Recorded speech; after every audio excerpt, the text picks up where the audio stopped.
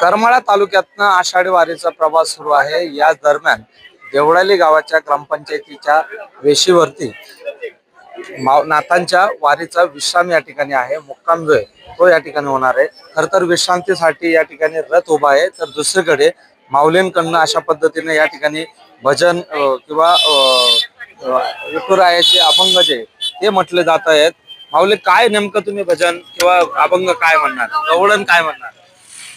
टाळ वाजत होती त्याच्यावरून म्हणतो म्हणा बरं का एवढे टाळ वाजत्या फुगडी खेळ ग माझ्या संग, टाळ वाजत्या फुगडी खेळ ग माझ्या संग, देवाजीच्या दारी आज काय रंग रे अभंग, देवाजीच्या दारी आज काय रंग रे अभंग, भक्ती मध्ये भक्ती भक्तीने वरती नाथाने केली, भक्ती मध्ये भक्ती भक्तीने वरती नाथाने केली, नेवरती नाथाने केली जागा त्र्यंबकला दिली, नेवरती नाथाने केली जागा त्र्यंबकला दिली, टाळ वाजत्या फुगडी खेळ ग माझ्या संग, टाळ वाजत्या फुगडी खेळ ग माझ्या संग। आपण बघितलं असेल की वारीच्या या प्रवासादरम्यान